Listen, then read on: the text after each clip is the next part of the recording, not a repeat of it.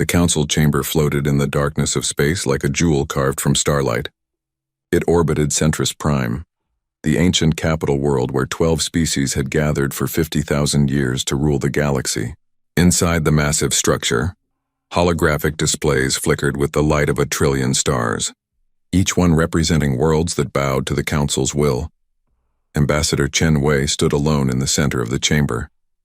The polished floor beneath his feet was made from compressed diamond, so clear he could see the planet rotating far below. Around him, rising in a perfect circle, sat the representatives of the 12 elder races, each one perched on platforms that hung in the air, looking down at the lone human with expressions ranging from boredom to barely concealed contempt.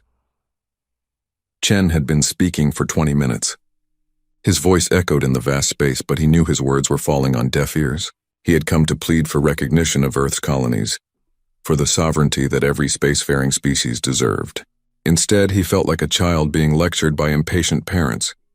Chancellor Vormakis of the Zetharians sat at the highest point in the chamber. His species had evolved on a high-gravity world, and it showed in his thick muscular frame and the ridge of bone that crowned his elongated skull. His eyes, 3 of them arranged in a triangle on his face, fixed on Chen with something that might have been amusement. "Ambassador Chen," Vormakis said, his voice booming through translation software that made it sound like grinding stones. "We have heard your petition. The council has deliberated. We find it premature." Chen's jaw tightened, but he kept his voice steady. "Premature? Humanity has maintained peaceful colonies on 17 worlds for the past 40 years. We have harmed no one. We have respected the boundaries established by this council. We only ask for the same rights granted to every other species in the galaxy." A rippling sound came from one of the other platforms. It was Ambassador Thex, a Krell whose species communicated through water flowing over specially evolved organs in their translucent bodies. The translation came through a moment later. "You have been in space for only 200 years, human. The youngest race in this chamber has traveled the stars for 8,000 years. You are infants playing with technology you barely understand." "We understand it well enough," Chen said, unable to keep the edge from his voice. "We built it ourselves. We didn't need anyone's help to reach the stars." "Yes," said Representative Shal of the Vosh, her methane-filled containment suit hissing softly. "You built it by studying the wreckage of our vessels that crashed on your world centuries ago. Reverse engineering is not innovation, Ambassador. It is imitation." Chen felt heat rising in his chest, but he forced it down. Losing his temper would only prove their point. Whether we learned from others or discovered it ourselves doesn't change the fact that we are here. We are a spacefaring civilization. We deserve recognition. Deserve? Vormakis leaned forward, and the light caught the metallic implants that laced his skull. "You deserve what we grant you, human. Nothing more. Your species spreads across the galaxy like a virus, multiplying faster than any race we have encountered. 20 billion humans when we made first contact. Now 200 years later, you number 100 billion spread across dozens of worlds. This is not sustainable. This is not responsible. We colonize uninhabited worlds," Chen protested. "We take nothing from anyone." "You take space itself," said Councillor Rethkan, whose serpentine body coiled around his floating platform. "Every world you claim is a world unavailable to species who might need it in the future. The galaxy is vast, but it is not infinite. The Council has maintained peace and order for 50 millennia, because we understand restraint. Your species does not." Chen looked around the chamber, searching for a single sympathetic face. He found none. The representatives watched him with the patient condescension of adults watching a child throw a tantrum. They had already made their decision. This hearing was just a formality. "What would you have us do?" Chen asked quietly. Vormakis gestured, and a holographic document appeared in the center of the chamber, floating between Chen and the council members. The human ambassador stepped closer, reading the terms displayed in glowing text. "The council has prepared a framework for humanity's integration into galactic society," Vormakis said. "You will halt all colonial expansion immediately. You will decommission your military fleet, retaining no more than 50 vessels for system defense. You will submit all technological development to council oversight. You will pay an annual tribute of resources and materials to support council operations, and you will accept council governors on each of your worlds to ensure compliance with these terms." Chen stared at the document, his blood turning to ice. "These aren't terms of integration. This is subjugation. You're asking us to become a vassal state. We are offering you protection, Vormakis corrected. The galaxy is dangerous, Ambassador. Your species is young and aggressive. Without our guidance, you will make enemies you cannot defeat. We have seen it before. Species that expanded too quickly, that refused to listen to wisdom. They are all extinct now. We are trying to save you from yourselves. By taking away our freedom, Chen's voice rose despite his efforts to control it. By turning us into slaves. The chamber fell silent. The word hung in the air like an accusation. Several of the council members shifted uncomfortably. Others looked angry. Slaves? Vormakis's voice dropped to a dangerous growl. You dare use that word here? We who have maintained peace across 10,000 star systems? We who have prevented wars that would have burned entire sectors of the galaxy? Ambassador Chen, you insult not just this council, but the memory of every being who has benefited from our stewardship. Chen met the Chancellor's three-eyed gaze without flinching. Then call it what it is, protection, guidance, oversight. Use whatever words make you comfortable. But don't pretend you're offering us anything but chains. Vormakis stood, his massive frame rising from his seat. The other council members watched in silence. This was the moment that would determine humanity's fate, and everyone in the chamber knew it. The council has voted, Vormakis said. The decision is unanimous. Humanity will accept these terms within 30 standard days or face the consequences of defiance. And what consequences are those? Chen asked, though he already knew the answer. Quarantine, Vormakis said simply. Your home system will be blockaded. Your colonies will be seized. Your ships will be impounded. You will be restricted to your birth world until such time as you demonstrate the maturity required for galactic citizenship. If you resist, we will consider it an act of war against the Council itself. Chen felt the weight of those words settle on his shoulders. An act of war against the Council meant facing the combined military might of 12 ancient civilizations. Humanity had 73 operational warships. The Council could field thousands without straining their resources. I need to consult with my government, Chen said. Of course, Vormakis replied, sitting back down. You have 30 days. We are not unreasonable, Ambassador. We simply require obedience. Return to Earth, speak with your leaders. Make them understand the reality of their situation. The Council's patience is vast, but it is not infinite. Chen bowed stiffly, a gesture of respect he no longer felt, and turned toward the exit. As he walked across the diamond floor, he could feel the eyes of the 12 elder races on his back. They saw him as a child, a primitive who needed to be taught his place. They saw humanity as a problem to be managed, a threat to be neutralized before it could grow strong enough to challenge their authority. They had no idea what was coming. The journey back to Earth took 3 weeks through the established hyperspace lanes.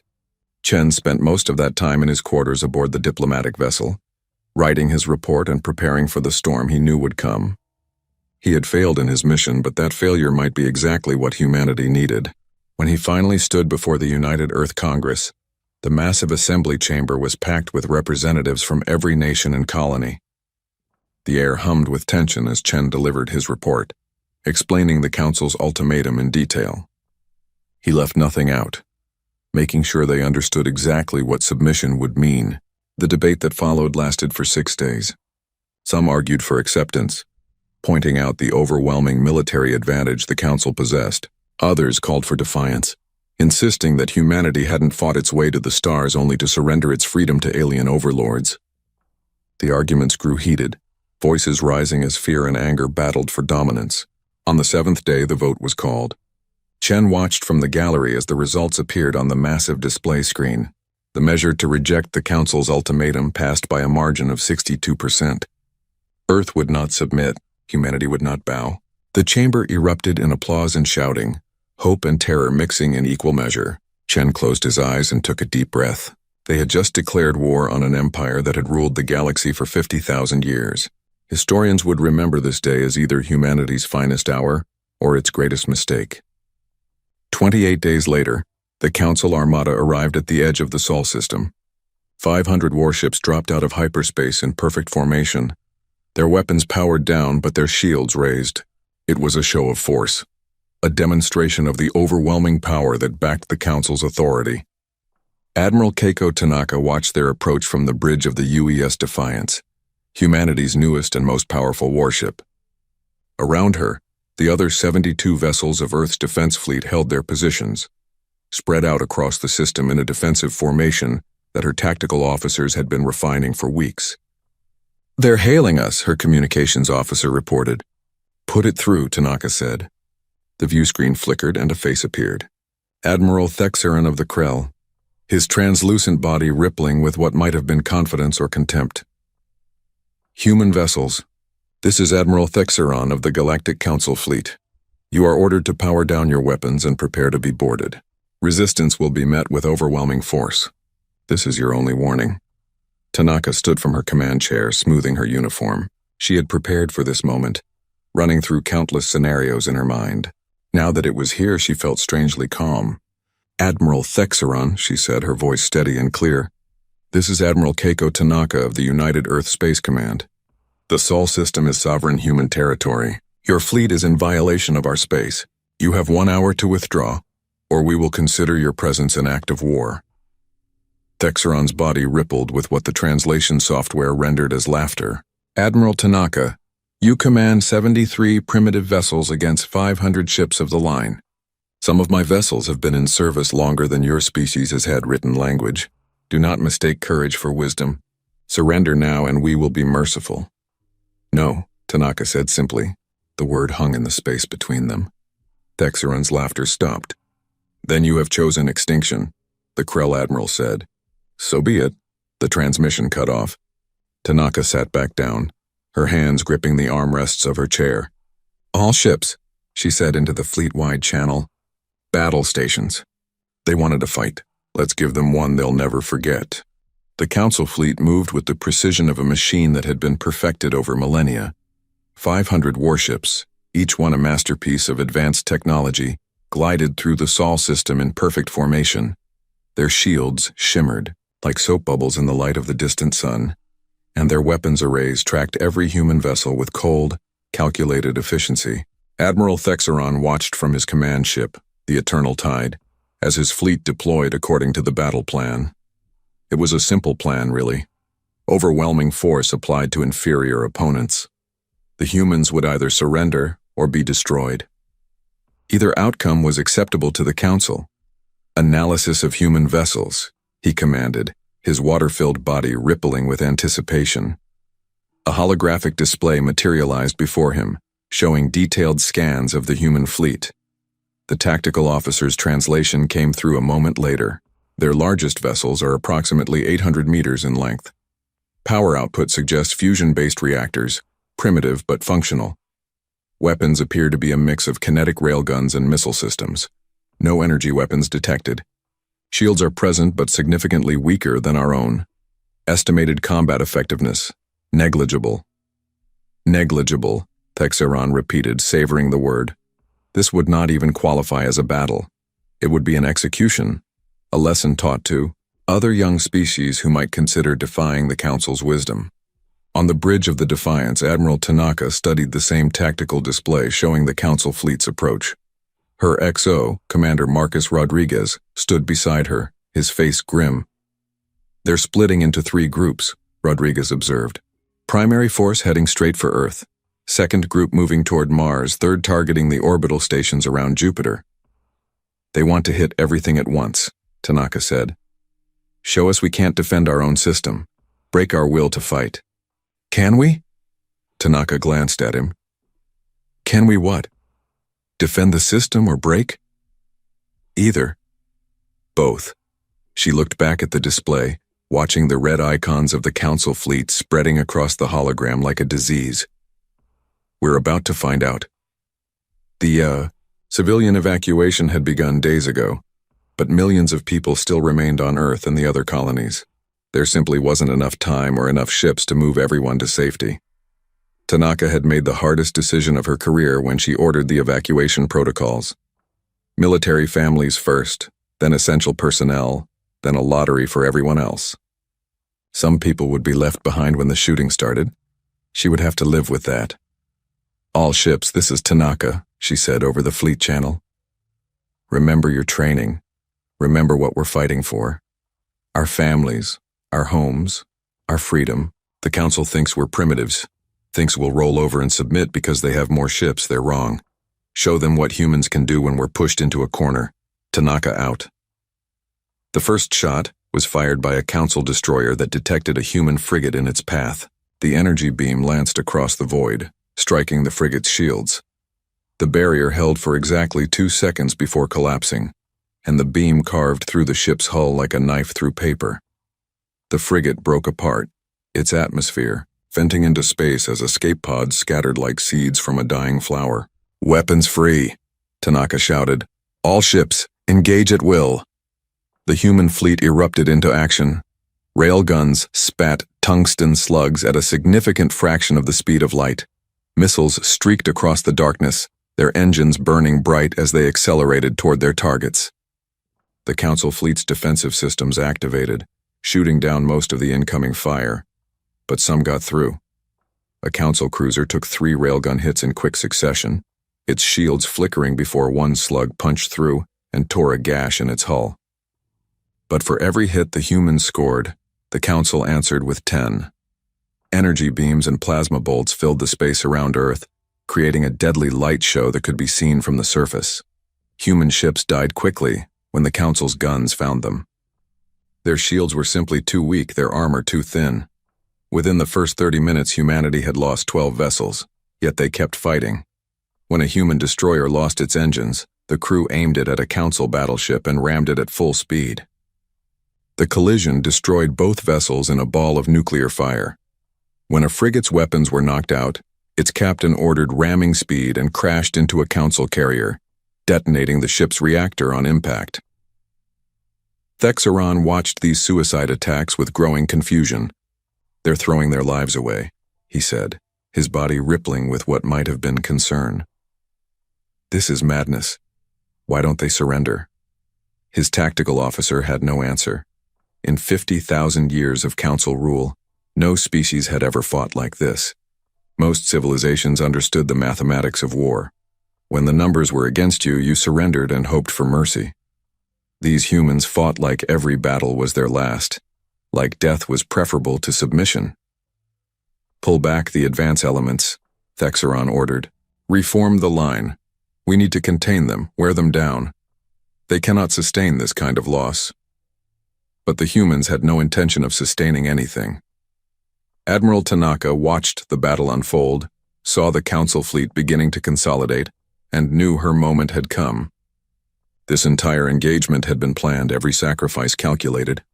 The Council thought they were watching humans die in a futile last stand. They had no idea they were walking into a trap. "Execute Protocol Thermopylae," Tanaka said quietly. Across the Sol system, human ships that had been fighting desperately suddenly disengaged and fled. They scattered in all directions, forcing the Council fleet to either pursue or let them go. The Council commanders, confident in their superior speed, chose to pursue. They wanted to crush the human resistance completely, leave no doubt about the Council's supremacy. That was when the mines activated. Thousands of them, seeded across the system over the past month, hidden among asteroids and chunks of ice. They were simple devices, really. Nuclear warheads with basic proximity sensors, not sophisticated enough to be detected by the Council's advanced scanners, but devastating when they detonated in the middle of a tightly packed fleet. The explosions rippled through the Council formations like fire through dry grass. Ships that had survived for centuries died in an instant, torn apart by nuclear fury. The beautiful, precise formations dissolved into chaos as captains tried to maneuver away from the hidden threats while also tracking the fleeing human vessels. Thexeron's command ship shuddered as a mine detonated nearby, the shockwave sending ripples across his water-filled chamber. "Damage report," he commanded, fighting to maintain his composure. "Minor hull damage. Shields held. But we've lost contact with 17 ships. 32 more are reporting significant damage. Sir, the entire 4th Squadron has been destroyed. 17 ships." The number hit Thexeron like a physical blow. In 1 minute, the humans had destroyed 17 vessels that represented centuries of construction and countless resources. This was not how the battle was supposed to go. "Recall all ships," he ordered. "Pull back to defensive formation. We need to reassess." But the humans weren't done. As the Council fleet tried to reorganize, The human vessels that had been fleeing suddenly reversed course. They came in fast and low, using the cover of the debris field created by the mine explosions. Their railguns fired continuously, targeting the damaged council ships that were limping away from the fight.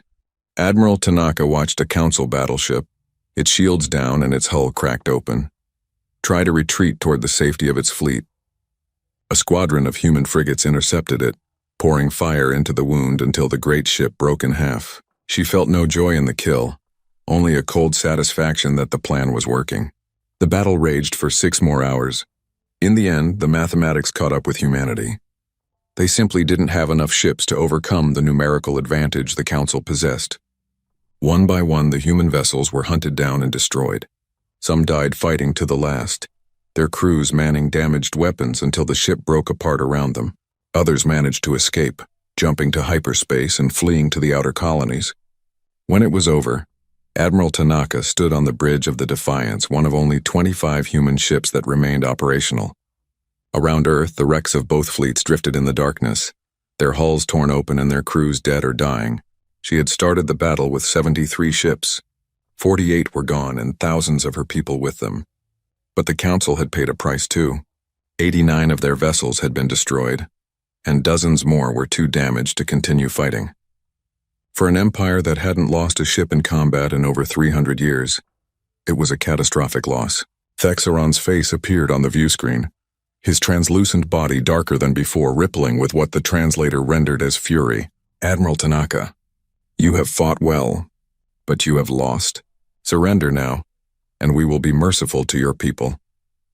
Tanaka looked at the Krell Admiral, at the alien being who thought mercy was something to be granted from a position of power. She thought about her dead crew members, about the pilots who had rammed their ships into the enemy, about the mine technicians who had spent weeks placing those explosives knowing they might not live to see them used. No, she said. Thexeron's body went still. No, you heard me. No surrender, no mercy. You came to our home, threatened our families, tried to enslave our species. And yes, you won this battle. But winning a battle isn't the same as winning a war. War? The word seemed to confuse the Admiral. You have 25 ships left. We have over 400, even after your traps and your suicide attacks. What war do you think you can fight? Tanaka smiled, and it was not a pleasant expression. You're about to find out. You see, Admiral, you made a mistake. You thought this was the war. This was just the opening act. We let you come here, let you commit your forces to the Sol system. We needed you to think you'd won, that humanity was beaten. We needed you to feel safe. What are you talking about? Check your communications, Admiral. I think you'll find some interesting messages waiting for you. Thexeron gestured to his communications officer, his body rippling with impatience. A moment later, the officer's response came through. Sir, we're receiving multiple priority alerts from Command. There are reports of attacks across Council space. Shipyards at Telos 4 have been destroyed. The military depot at Kresh has been sabotaged. The hyperspace relay network is offline in 7 sectors. The Krell Admiral went very still. When did this happen? All within the last hour, sir. While we were engaged here. Tanaka's smile widened. Surprise. You wanted to teach us a lesson about power, Admiral. Let me teach you one about asymmetric warfare. You can't guard everything at once. And while you were here, crushing our fleet in the Sol system, we were everywhere else, hitting targets you thought were safe. Your logistics network, your supply lines, your military infrastructure. We've been planning this for a long time. You're lying, Thexeron said, but his body betrayed his uncertainty, rippling with colors that suggested fear. You couldn't have done this. You're primitives. You've been in space for barely 2 centuries. 2 centuries is a long time when you spend every day of it preparing for war, Tanaka replied. We studied you, Admiral. We studied all of you. Every species on the Council. Your strengths, your weaknesses, your dependencies. We knew this day would come eventually. The Council doesn't tolerate equals, only subjects. So we got ready. This is terrorism, Thexeron snarled. Cowardice. No, Tanaka said quietly. This is war. You started it when you came here with 500 ships and demanded our surrender. Now you're going to see what happens when you pick a fight with a species that has spent its entire history fighting. The transmission ended. Tanaka stood in the silence of her bridge, surrounded by consoles displaying damage reports and casualty lists. They had bought time with blood and fire. Now they would see if it was enough. Commander Rodriguez approached her, his face drawn with exhaustion. "Admiral, we're receiving reports from the outer colonies. The fleet elements stationed there are moving into position. Operation Ragnarok is proceeding as planned." Tanaka nodded. Ragnarok. The end of the old world and the beginning of something new. It was a fitting name for what they were about to unleash. The Council thought this was over. They thought humanity would collapse now that Earth's defense fleet was broken. They were so very wrong. The real war was just beginning. The revelation began 40 years before the Council fleet arrived at Earth. It started with a simple question asked by a young intelligence analyst named Marcus Webb, who was reviewing decades-old first contact reports. He sat in a cramped office in Geneva, surrounded by holographic displays showing the 12 elder races of the Council, and asked his supervisor a question that would change the course of human history. Why did they make contact with us? His supervisor, a tired woman named Director Sarah Chen, looked up from her own work. "What do you mean?" "We detected their scout ship. They had no choice but to make contact. But why were they scouting Earth in the first place? We weren't broadcasting anything that would attract attention. No radio signal strong enough to reach beyond our local stellar neighborhood. No nuclear detonations visible from space after we banned atmospheric testing. So why were they looking at us?" The question hung in the air. Director Chen stared at Webb for a long moment, then slowly closed the file she had been working on. "That's a very good question. It took 3 years of investigation to find the answer, buried in classified reports and carefully worded diplomatic documents. The Council hadn't discovered humanity by accident. They had been monitoring Earth for centuries, watching human civilization develop, waiting for the moment when humanity would reach for the stars. They made first contact not because they had to, but because humanity was about to become a problem. The data painted a disturbing picture. Every species the Council had integrated into their empire had been contacted at a crucial moment in their development. Always just as they achieved faster-than-light travel. Always when they were most vulnerable, most likely to accept the Council's guidance and protection. Always before they could become a threat. Director Chen brought her findings to the United Earth Congress in a closed session that lasted for 12 hours. When she finished presenting the evidence, the chamber sat in stunned silence. Finally, the Secretary General spoke. "They've been planning this from the beginning. First contact wasn't a greeting. It was a containment operation." "Yes," Chen confirmed. "Every species in the Council was absorbed this way. Contacted early, guided into dependency, never allowed to develop their full potential. The Council maintains power not through conquest but through strategic intervention. They make sure no one ever grows strong enough to challenge them. So what do we do?" Chen looked around the chamber at the faces of Earth's leaders. "We prepare. They'll come for us eventually, once they realize we're not going to submit quietly. When that happens, we need to be ready, not just to fight, but to win." That meeting led to the creation of Project Heimdall, Project Fenrir, and Project Valkyrie. 3 programs so secret that most of Earth's military didn't know they existed. Each one designed to give humanity a chance when the inevitable confrontation came. Project Heimdall was the simplest. Over the course of 4 decades, human freighters and colony ships carried special cargo in their holds. Small, sophisticated missiles that would drift in the void, powered down and invisible to standard sensors. Thousands of them, positioned across Council space waiting for the signal to activate. The Council's own merchant traffic unwittingly helped, never knowing that human cargo containers left at various stations contained more than trade goods. Commander Lisa Park oversaw the final deployment phase of Heimdall. She stood on the bridge of a civilian freighter, watching as her crew carefully ejected another pod into the void near a Council military depot. The pod's engines were cold, its systems dormant. It would drift for years if necessary, just another piece of space debris in a galaxy full of junk. "That's the last one in this sector," her XO reported. 347 units deployed, all sleeping quietly. "Good," Park said. "Let's hope we never have to wake them up." But she knew they would. It was only a matter of time. Project Fenrir was more complex and infinitely more controversial.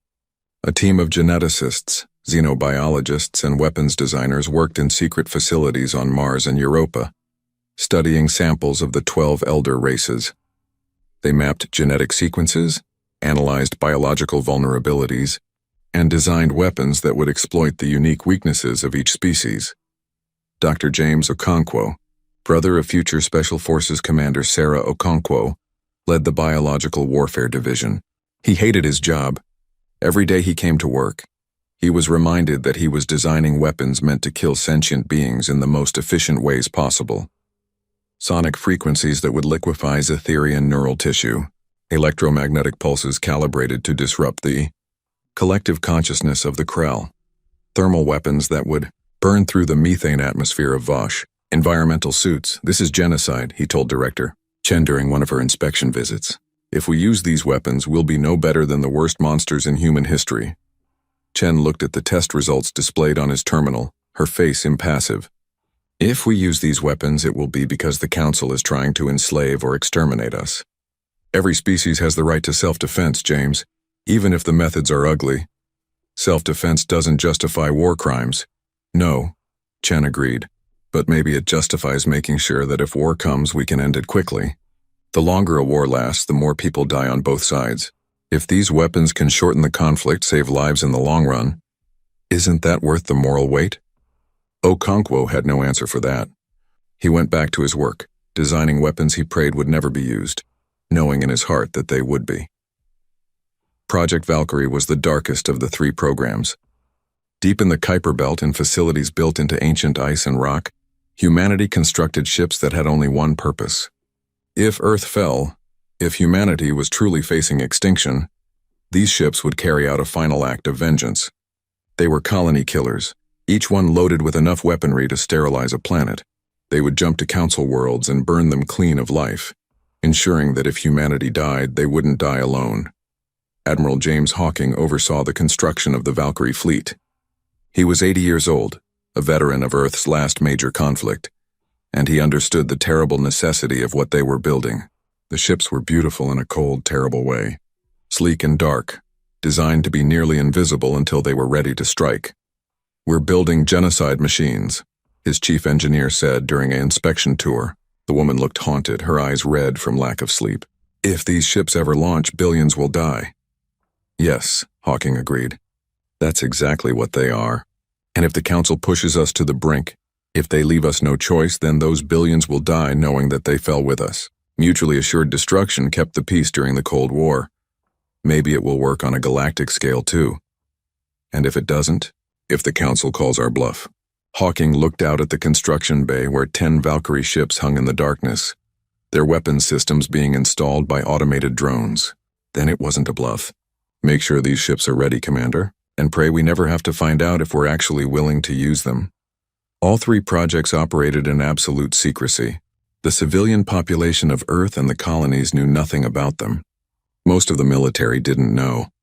Even Ambassador Chen Wei, standing before the Council and pleading for recognition, didn't know about the preparations being made in case his mission failed.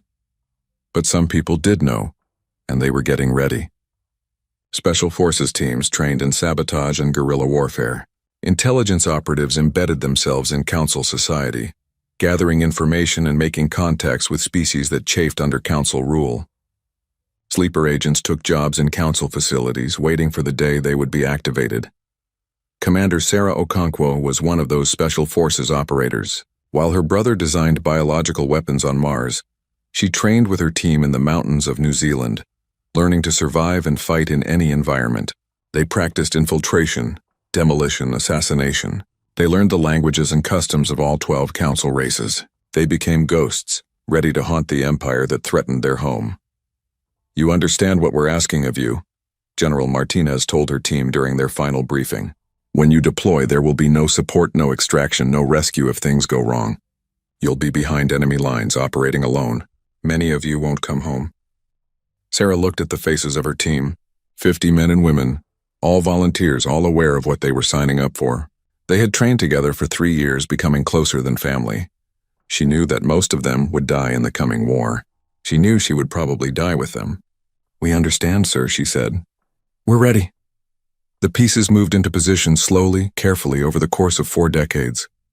The Council noticed some of humanity's military buildup, of course. You couldn't construct 73 warships without someone paying attention, but they saw only what they expected to see. A young species building a modest defense fleet, probably thinking it would protect them when the Council came calling. They never imagined the hidden depths beneath that surface.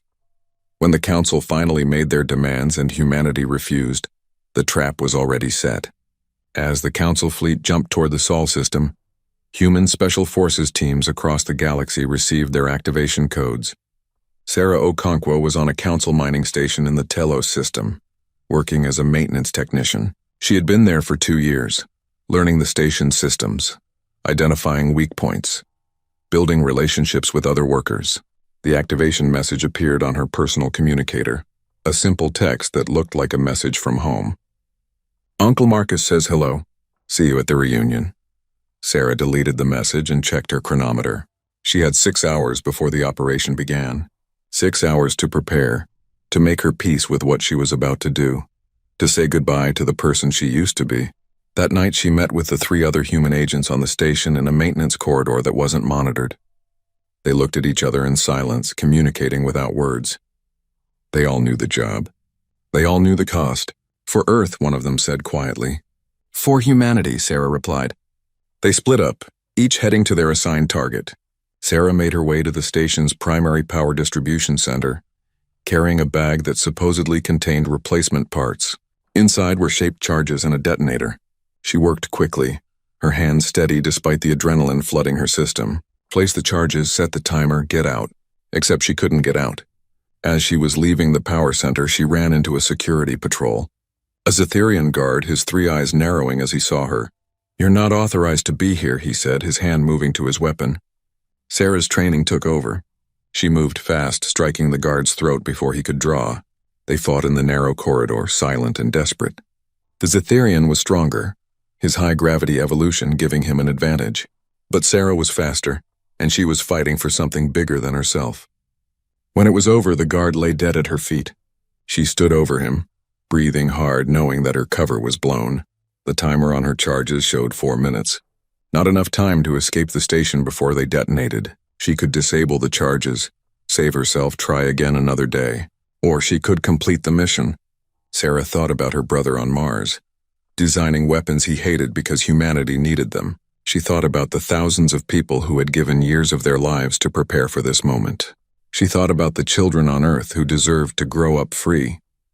She left the charges armed and ran, not toward the escape pods, but toward the station's shipyard section.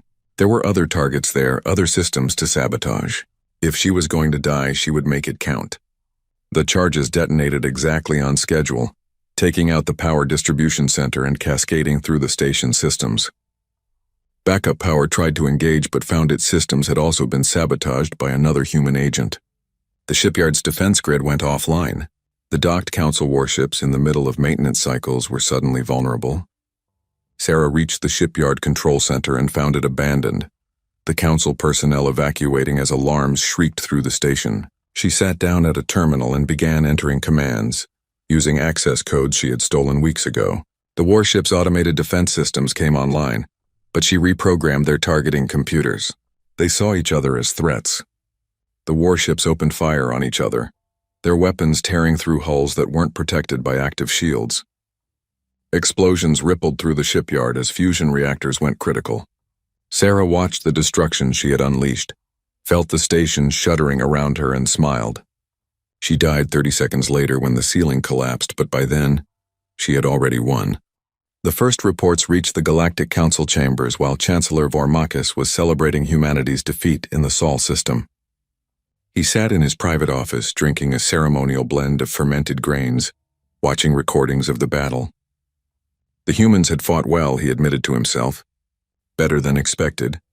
But they had still lost, as they always would have. The Council's dominance was inevitable, written in the mathematics of power. Then his communicator chimed with an emergency code he hadn't heard in 300 years. The last time it had been used was during the Kresh Rebellion, when a subjugated species tried to overthrow their council-appointed governors. That rebellion had lasted 6 days before being crushed. Chancellor, his aide's voice was tight with stress. We have a situation. Multiple situations. You need to come to the command center immediately. Vormakis set down his drink and made his way through the station. Other council members were emerging from their quarters, all summoned by the same urgent calls. They gathered in the command center, a vast room filled with holographic displays showing the entire council-controlled galaxy. Red warning indicators were appearing across the display like a spreading infection. Formakis stared at them, his 3 eyes wide with disbelief. "Report," he commanded. The officer on duty, a young Vosh whose environmental suit was misting with anxiety, began listing the incidents.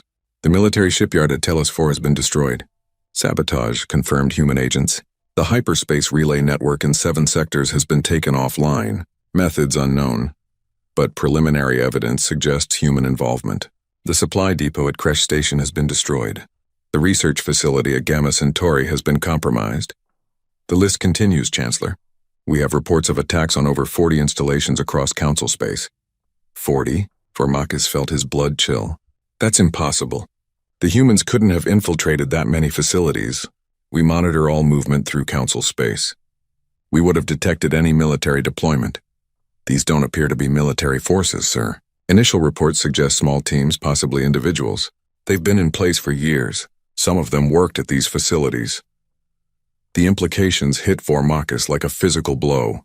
Years. The humans had been planning this for years, putting their people in position, waiting for this moment. While the Council debated what to do about humanity's expansion, while they drafted ultimatums and assembled fleets, the humans had been preparing for war. "What are our losses?" he asked quietly. The Vosh officer consulted her displays. "Still compiling data, sir, but preliminary estimates suggest over 300 vessels destroyed or disabled. Shipyard capacity reduced by approximately 40%. Hyperspace communications disrupted across 1/3 of Council space. Strategic material reserves at Kresh were significant, enough to support our fleets for 2 years. All of it destroyed. 300 vessels." Formakis sat down heavily, his massive frame settling into the command chair. In the Sol system, humanity had destroyed 89 ships. That had seemed like a catastrophic loss. Now he was learning they had somehow taken out 300 more across Council space, in a single coordinated strike. "How long until we can restore the hyperspace relays?" he asked. "Unknown, sir. The damage is extensive. Whoever did this knew exactly where to hit. We're looking at weeks, possibly months to repair. And in the meantime, our fleets can't coordinate. Each sector is on its own." Formakis felt a headache building behind his eyes. "What about the Heimdall missiles?" There was a pause. "Sir?" Intelligence intercepts mentioned something called Project Heimdall. Missiles, thousands of them. "Have we found them?" The officer worked her displays, pulling up intelligence reports. "Sir, we've detected no unusual missile deployments. Our deep space sensor networks would have picked up any large-scale weapons positioning. Unless they're stealthed. Unless they've been out there for years. Powered down, waiting." Formakis stood and approached the holographic display. "Run a full sensor sweep. Every system. Look for any anomalies, anything that could be a dormant weapons platform." The sensor sweeps took 12 hours. When the results came back, Formakis felt his certainty crumble. They found over 2,000 objects that could potentially be dormant missiles. Small, cold, nearly invisible against the background radiation of space. They had been there all along, drifting silently while Council ships passed them by. "Can we destroy them?" Formakis asked. "Some of them, sir. But they're spread across hundreds of light years. It would take months to hunt them all down, and any attempt to approach them might trigger their activation. We don't know what their programming is, so we're living with thousands of swords hanging over our heads." Formakis turned to the assembled Council members. "The humans have turned our own space into a minefield. They can strike anywhere at any time, and we can't stop them without knowing which of those objects are actually weapons." "This is terrorism," said Councillor Rethkan, his serpentine body coiled tight with anger. "They've violated every convention of warfare, targeting civilian installations, using sabotage, placing weapons throughout neutral space. The humans must be made to answer for these crimes." "With what forces?" Formakis asked bitterly. "We sent 500 ships to Sol. Over 400 are damaged or destroyed. The humans fought us to a standstill with 73 vessels and a bunch of suicide tactics. Our other fleets are scattered across the galaxy, trying to maintain order in the sectors where communications are still working. If we pull them back to strike Earth again, we leave those sectors undefended, and the humans have already demonstrated they can hit us anywhere. So what do you suggest? Surrender?" Councillor Shell's environmental suit hissed with indignation. "Allow these primitives to dictate terms to us? I suggest we think very carefully about our next move, Vormakis said. Because the humans have shown us something important. They're not primitives. They're dangerous, and they've been planning for this war longer than we realized. As the Council argued, humanity was already launching the next phase of Operation Ragnarok. Admiral Tanaka's surviving ships had withdrawn from Earth orbit, but they hadn't fled to safety. They had rendezvoused with the hidden fleet elements that had been stationed throughout human colonial space. Ships that the Council had never known existed, built in secret facilities on dozens of worlds. The human fleet now numbered over 200 vessels, not enough to match the Council's full military might, but enough to be a serious threat. And unlike the Council's forces, humanity's fleet was concentrated, ready to strike wherever they chose. Tanaka stood on the bridge of her new flagship, the UES Retribution. Around her, holographic displays showed the strategic situation. Council space was in chaos, their communications network crippled, their logistics breaking down. It was time to twist the knife. Target selection? She asked her tactical officer. We have 3 primary options, Admiral. The shipyards at Viridian, the Council government complex at Centris Prime, or the military academy at Threshold. All are lightly defended right now. The bulk of Council forces are still scattered from the Sol engagement. Tanaka studied the options. Hitting the shipyards would damage the Council's ability to rebuild their fleet. Hitting the government complex would be a symbolic strike, showing that nowhere was safe. Hitting the academy would cripple their ability to train future officers. None of those, she said. We're not here to destroy the Council. We're here to break their hold on the galaxy, target the prison worlds, the labor camps where they keep the species who tried to rebel. We're going to set them free. The raids began within days. Human strike forces jumped into systems where the Council kept their political prisoners and forced laborers. Species who had dared to challenge Council authority and paid the price. The attacks were swift and brutal. Human ships hit the orbital defenses hard, destroying them before they could call for help. Then troop transports landed and human soldiers stormed the facilities. Captain Maria Santos led the assault on a prison complex on Dracon III. Her team moved through the corridors, stunning guards and releasing prisoners. Most of the inmates were from species she had never seen before, aliens who looked at the human soldiers with confusion and hope. "Who are you?" one of them asked, speaking through a translator. She was a Threx, her forearms shackled to the wall, her fur matted with dirt and blood. "We're humans," Santos said, breaking the electronic locks. "And we're here to start a revolution." The freed prisoners were given a choice. They could take transport to neutral worlds, or they could join the fight against the Council. Most chose to fight. They had scores to settle, grievances built up over decades or centuries of oppression. The humans gave them weapons, taught them basic tactics, and pointed them at Council installations. Within weeks, rebellions were erupting across Council space. The Threx rose up on their homeworld, overwhelming the Council garrison through sheer numbers. The Kelvin, who had been conquered 5,000 years ago, sabotaged the Council's mining operations on their world. The Zaraki, forced into labor camps for 3 generations, seized a Council naval base and turned its weapons on their former masters. Chancellor Vormakis watched his empire crumble on the holographic displays. Everywhere he looked, species were in revolt. The Council's carefully maintained order, built over 50,000 years, was falling apart in a matter of weeks. "We need to respond," Councillor Rethkon insisted. "Send our fleets to crush these rebellions. Make examples of the leaders. Show the galaxy what happens when you defy the Council." "With what fleets?" Vormakis asked. "We have maybe 2,000 operational warships left. That sounds like a lot until you realize we need to cover 10,000 star systems. If we concentrate our forces to crush one rebellion, 10 more will spring up in the sectors we leave undefended. The humans have created a situation where we cannot win." "Then we negotiate," said Ambassador Thex. "Open communications with the humans. Find out what they want. There must be some way to end this without destroying everything we've built." Vormakis looked at the Krell ambassador. "And what makes you think they'll negotiate?" "We tried to enslave them. We killed thousands of their people. Why would they accept anything less than our complete destruction?" "Because humans understand mercy," Thex said. "Their history shows it. They fought terrible wars among themselves, but they always left room for reconciliation afterward. They rebuilt their enemies, helped them recover. It's one of their strange quirks. They're capable of terrible violence, but also remarkable compassion. If we approach them correctly, they might be willing to discuss terms. It was a slim hope, but it was the only hope Vormakis had left. He authorized the transmission, a direct communication to the human fleet. He expected to speak with Admiral Tanaka, or perhaps some human political leader. Instead, Ambassador Chen Wei appeared on the view screen, the same human who had stood before the council months ago, pleading for recognition. He looked older now, his face lined with stress and grief, but his eyes were hard, and when he spoke, his voice carried the weight of all humanity behind it. Chancellor Vormakis, I'm told you want to discuss terms. Yes, Vormakis said. This war has gone on long enough. Surely we can find some way to end it that doesn't require the destruction of everything we've built. You're right, Chen said. This war has gone on long enough. It's gone on for 50,000 years, with the Council crushing every species that dared to dream of freedom. It ends now.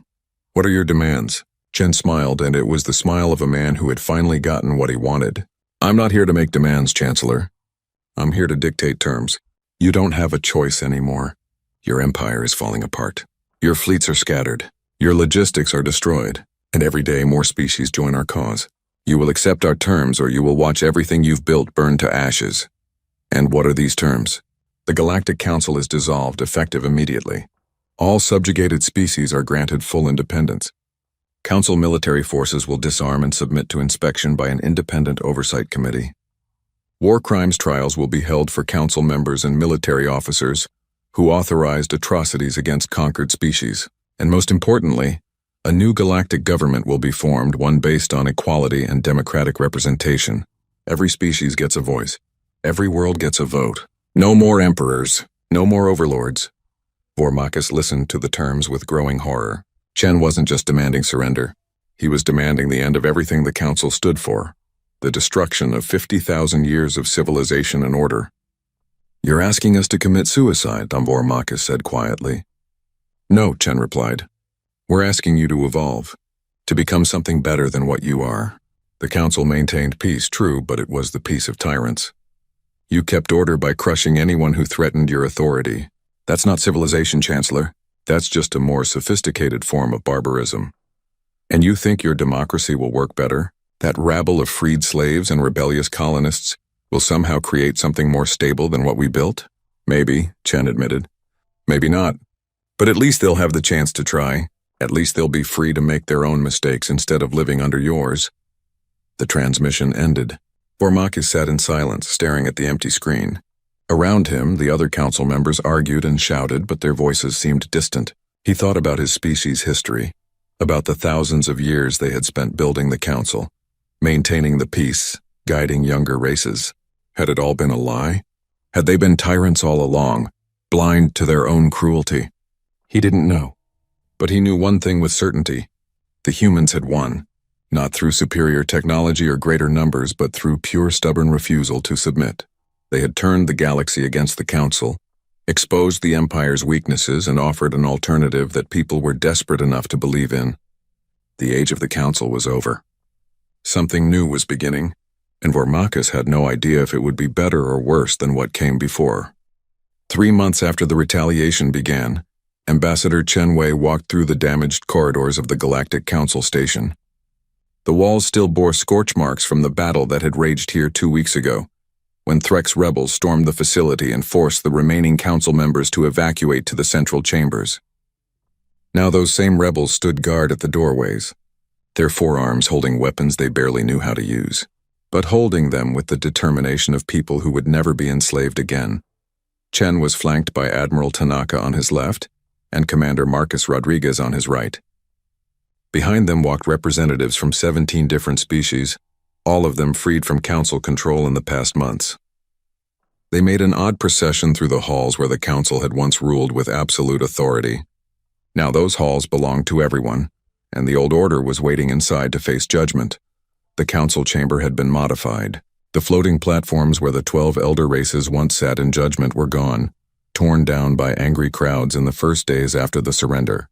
Now there was a simple semicircle of chairs on the diamond floor, and in those chairs sat what remained of the council leadership. Chancellor Vormakis, Admiral Thexeron, and 8 others. 4 council members had fled when the end became inevitable. disappearing into the outer reaches of the galaxy. 2 had died, one in the fighting and one by his own hand rather than face what was coming. Chen took his place at a podium that had been set up in the center of the chamber. He looked at the council members, seeing how much they had changed in just a few months. Formakis looked older, the bone ridge on his skull seeming heavier somehow. Thex's translucent body had lost its vibrant colors, now showing only pale blues and grays. The others looked similarly defeated, their arrogance stripped away, leaving only tired beings who knew their time was over. The provisional government has sent me to deliver the formal terms of surrender, Chen began, his voice echoing in the chamber. Before I do, I want to say something personal.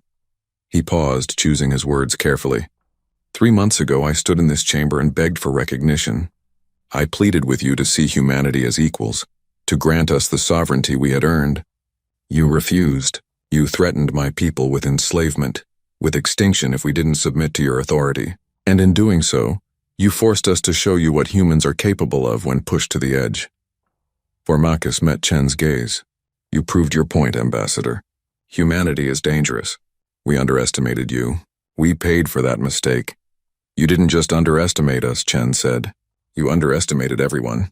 Every species you conquered, every rebellion you crushed, every world you subjugated. You thought your power made you right.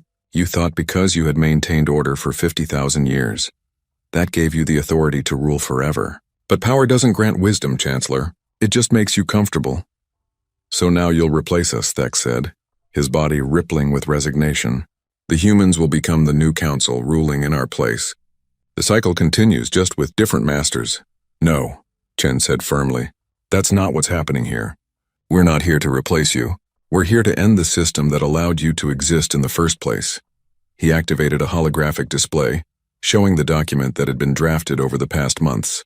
Representatives from hundreds of species had contributed to it, arguing and debating every word. It wasn't perfect, but it was theirs, created by the people it would govern rather than imposed from above. The Galactic Council is officially dissolved, Chen read from the document. In its place, we establish the Galactic Assembly. Every spacefaring species, regardless of size or power, receives equal representation. Decisions are made by majority vote, with protections for minority rights.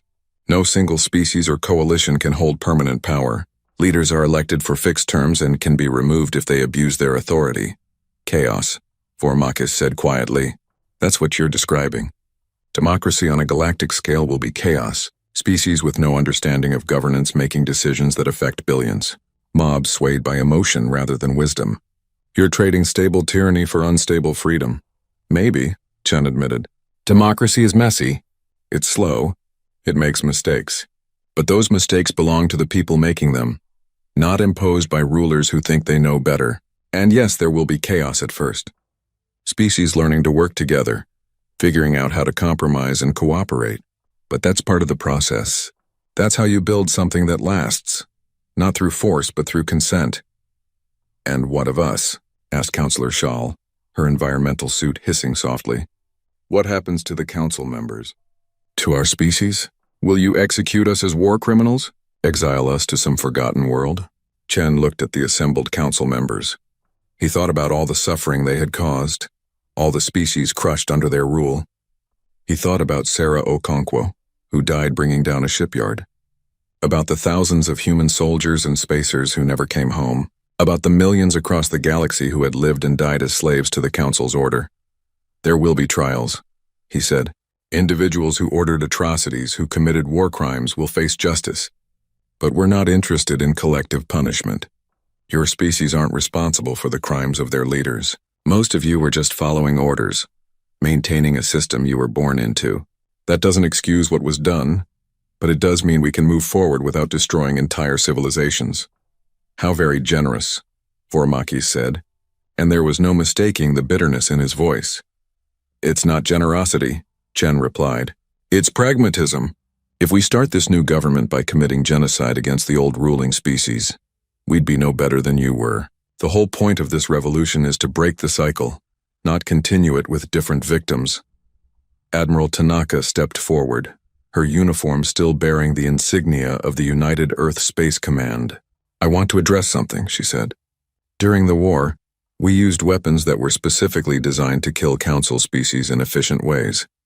Biological weapons, sonic weapons, tools of mass destruction. We deployed them because we were fighting for survival. But now that the war is over, those weapons are being destroyed. She pulled up another display showing footage of human ships methodically destroying the Project Fenrir weapons stockpiles, containers of biological agents being jettisoned into stars, sonic weapons being dismantled, the hidden Valkyrie fleet, those planet-killing ships that had waited in the dark being decommissioned and converted into colony vessels. We built these weapons because we were afraid, Tanaka continued. Afraid you would enslave us, exterminate us. Now that fear is over. We don't need weapons of genocide anymore. We don't want them. The future we're building has no place for that kind of horror. Thex's body rippled with confusion. You're destroying your own weapons? While you're still in a position of power? That makes no strategic sense. You could use those weapons to ensure compliance, to threaten anyone who opposes the new order. That's exactly why we're destroying them, Tanaka said. Power corrupts. We've seen it with the Council. We've seen it in our own history. The only way to prevent the new government from becoming like the old one is to remove the tools of oppression. Yes, that makes us vulnerable. Yes, that means we can't force compliance through fear.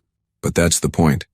If the Galactic Assembly is going to work, it has to work through cooperation, not coercion. Vormakis laughed, a harsh sound that echoed through the chamber. You're fools. Noble fools, but fools nonetheless. You've given up your advantage, destroyed your leverage. Within a generation, some ambitious species will realize what you've done and build their own weapons. They'll dominate the Assembly just like the Council dominated the galaxy, and you'll have no way to stop them, because you threw away your power for the sake of principles. Maybe, Chen said, but maybe not.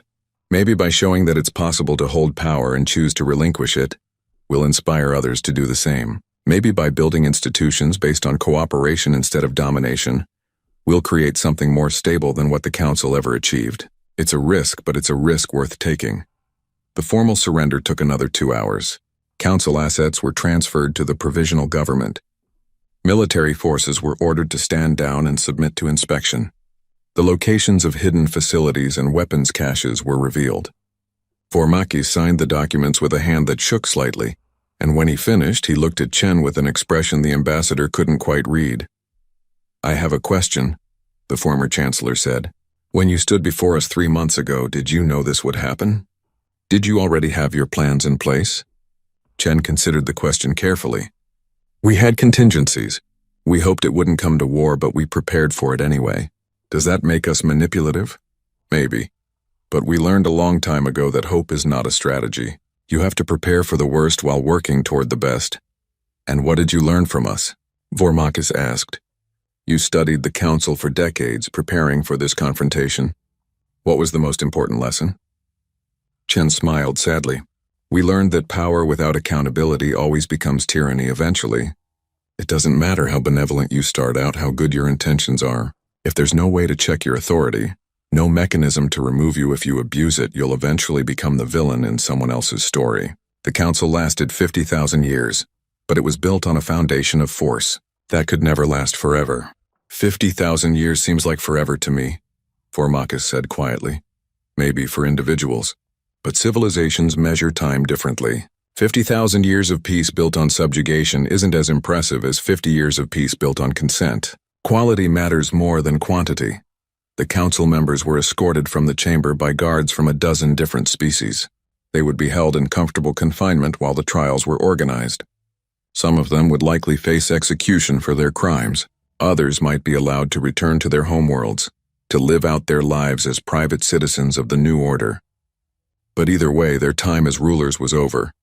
Chen stood in the empty chamber after they left, looking around at the space that had witnessed so much suffering and injustice. Admiral Tanaka joined him, her hands clasped behind her back. It's really over, she said quietly. I keep expecting to wake up and find out this was all a dream. That we're still fighting a losing battle against an empire we couldn't defeat. We did defeat them, Chen said, but not the way they expected. Not through superior firepower or technology. We won by refusing to accept their authority, by showing other species that resistance was possible, by building an alternative that people wanted more than they wanted security. And now comes the hard part, Rodriguez said, joining them. Actually making this new government work. Fighting a war is simple compared to building a peace. We're going to have hundreds of species arguing about everything, conflicts that we have no idea how to resolve, problems we can't even imagine yet. Good, Chen said. That means we're doing it right. If it was easy, it would mean we were still following someone's plan, still accepting someone else's order. Democracy is supposed to be messy. It's supposed to be frustrating. That's how you know it's real. They left the chamber together, walking through corridors that were being repaired by workers from a dozen worlds. Everywhere Chen looked, he saw species working side by side, some of them former enemies learning to cooperate. It wasn't perfect. There were still tensions, still conflicts, but it was genuine, and that made it worth the struggle. 6 months after the surrender, the first session of the Galactic Assembly convened. Representatives from 347 species gathered in a new facility built on a neutral world, one that had never been part of any empire. The debates were chaotic, as Rodriguez had predicted. Species argued over resources, territory, trade agreements, security protocols. The sessions ran long, with multiple votes needed to reach consensus on even simple matters, but they were there. They were participating.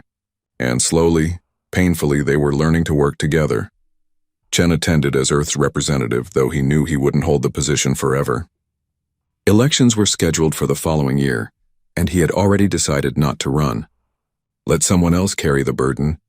He had done his part, pushing humanity to stand up to the Council, guiding them through the war and its aftermath. Now it was time for others to take over, to bring fresh perspectives and new ideas. On the final day of the first session, a young Threx approached him in the corridor outside the assembly hall. She was barely an adult, her fur still showing the bright colors of youth. She held a datapad nervously in her upper arms. "Ambassador Chen, I'm sorry to bother you, but I wanted to ask you something." "Of course," Chen said, smiling. "What can I help you with?" "In your speech to the Council before the war, you said that humanity deserved recognition because you had earned it. But after the war, you said that the new government would be based on equality, with everyone having the same voice regardless of their achievements. How do you reconcile those two positions? If everyone is equal, what's the point of earning anything?" Chen considered the question, seeing the genuine curiosity in her eyes. "That's a good question. The answer is that there are different kinds of equality. We asked for recognition of our achievements because the Council was denying us basic rights based on our age as a civilization. That was wrong. But being equal in rights doesn't mean being equal in accomplishments. Your species, your people, you all have different strengths and weaknesses. The assembly isn't about pretending everyone is the same. It's about ensuring everyone has the same opportunity to contribute, the same voice in decisions that affect them." "So humans aren't special?" the young Threx asked. "Even though you led the revolution, even though you destroyed the Council, you don't get special treatment?" "Especially because we did those things," Chen said. "The moment we accept special treatment is the moment we start down the same path as the Council. Power corrupts, remember? The only way to prevent that is to hold ourselves to the same standards as everyone else. We're not special. We're just the species that happen to be in the right place at the right time to start the change. But the change belongs to everyone now." The young Threx nodded thoughtfully, making notes on her datapad. "I'm writing a history paper about the revolution. Can I quote you?" "Of course," Chen said. "Just make sure you include the context. History is complicated. There are no simple heroes or villains, just people making choices and living with the consequences." She thanked him and hurried off, already composing her paper. Chen watched her go, thinking about how different her life would be from her parents' generation. She would grow up free, never knowing the fear of Council enforcers or the weight of chains. That was worth everything they had sacrificed. Admiral Tanaka found him a few minutes later, holding 2 glasses of something that might have been wine. "The Vosh delegation wants to toast the new age of cooperation," she said, handing him a glass. "They're getting drunk on fermented methane and inviting everyone to join them." Chen laughed, accepting the glass. "Somehow I don't think human biology is compatible with fermented methane." "Probably not. But it's the thought that counts." She raised her glass. "To the future, however messy it turns out to be." "To the future," Chen agreed, clinking his glass against hers. They stood at a viewport looking out at the stars. Somewhere out there, the last remnants of the Council's military were surrendering to local defense forces. Somewhere out there, Former slaves were building new civilizations on worlds that had been prison colonies for generations. Somewhere out there, species that had never met were making first contact, learning about each other without the Council's interference. The galaxy was changing. It would take time, decades or centuries before the new order truly stabilized. There would be conflicts, maybe even wars. Some species would thrive while others struggled. The path forward was uncertain, dangerous, full of risks. But it was theirs. Chosen freely, built collectively, owned by everyone who participated rather than imposed by rulers who claimed to know better. Chen looked at the stars and smiled. Humanity had come a long way from that moment when council ships first arrived at Earth, offering guidance that was really servitude. They had fought for their freedom, won it through blood and sacrifice, and then chosen to share it rather than hoard it. That, more than the battles or the weapons or the clever tactics, was what made humanity special. Not their ability to destroy, but their choice to build. Not their capacity for violence, but their commitment to something better. A chime sounded from Chen's communicator. He checked it and saw a message from Earth. The United Earth Congress wanted his input on the memorial they were building for those who died in the war. They were debating whether to include the names of enemy combatants alongside human casualties. They want to honor the Council soldiers, Chen said, showing Tanaka the message. The ones who were just following orders. Some Congress members think it's a betrayal of our own dead. Others think it's necessary for reconciliation. Tanaka was quiet for a moment, staring at her glass. I killed a lot of them, gave orders that sent thousands to their deaths. Some of them probably had families, children waiting for them to come home. They never made it because of decisions I made. You were protecting humanity, Chen said gently. I know, and I'd make the same choices again if I had to. But that doesn't mean I can't acknowledge what it cost them. War isn't clean, Chen. There are no purely good outcomes. We won, humanity is free, and the galaxy is better for it. But people died to make that happen. People on both sides who deserved better than to become casualties in someone else's political struggle. Chen looked at the message again, then typed a response.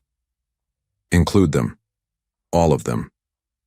We don't have to celebrate what they fought for, but we can acknowledge that they were living beings who died far from home. If we're building a new kind of civilization, it starts with recognizing the humanity in everyone, even our enemies. He sent the message and pocketed the communicator. Tanaka nodded approvingly. You know what the strangest part is? She said. Before the war, I spent every day preparing for it, running drills, studying tactics, building contingencies. I was terrified we'd lose, that humanity would be enslaved or wiped out. Now that it's over, I miss the simplicity. Back then, the enemy was clear. The mission was obvious, now everything is complicated. Welcome to peace, Chen said with a wry smile. It's harder than war because there's no clear victory condition. Just the daily work of trying to make things a little better than they were yesterday. A group of delegates walked past, arguing loudly in 3 different languages about mining rights in some disputed system. Their voices echoed through the corridor, mixing with the hum of life support systems and the distant sound of construction equipment repairing battle damage. Do you think it will work? Tanaka asked. Really work, I mean. Or will we just end up creating a different kind of empire, one with better marketing? Chen thought about all the species he had met in the past months. The Threks learning to govern themselves after 5,000 years of servitude. The Kelvin rebuilding their culture from fragments preserved in secret. The Zaraki teaching their children about freedom for the first time in living memory. He thought about the arguments in the assembly, the compromises being hammered out, the slow, painful process of learning to trust each other. I think we have a chance, he said finally. Not a guarantee, but a chance. We've dismantled the mechanisms of control, destroyed the weapons of oppression, and built something that requires constant participation instead of passive obedience. It's not perfect. It will never be perfect, but it's real, and that makes it worth protecting.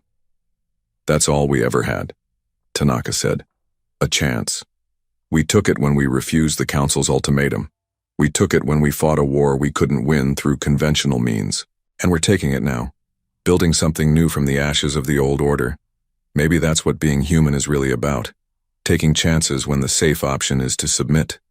They finished their drinks in comfortable silence, watching the stars wheel slowly past the viewport. Tomorrow would bring new challenges, new crises, new problems that needed solving. But tonight, they could stand together and appreciate what they had accomplished. The galaxy would never be the same. 50,000 years of council rule had ended not with a whimper but with a thunderous declaration that no species had the right to rule over others. Humanity had sent shockwaves through the halls of the Galactic Council, and those shockwaves had shattered an empire. What rose from the ruins was still taking shape, still fragile, still uncertain, but it was free, and for the first time in 50 millennia, the galaxy had a chance to determine its own destiny. Chen raised his empty glass toward the stars one final time, a private salute to all those who had made this moment possible. To Sarah Okonkwo, who died bringing down a shipyard, to the thousands of soldiers and spacers who never came home, to the rebels and revolutionaries across hundreds of worlds, to every being who chose freedom over security, who risked everything for the chance at something better.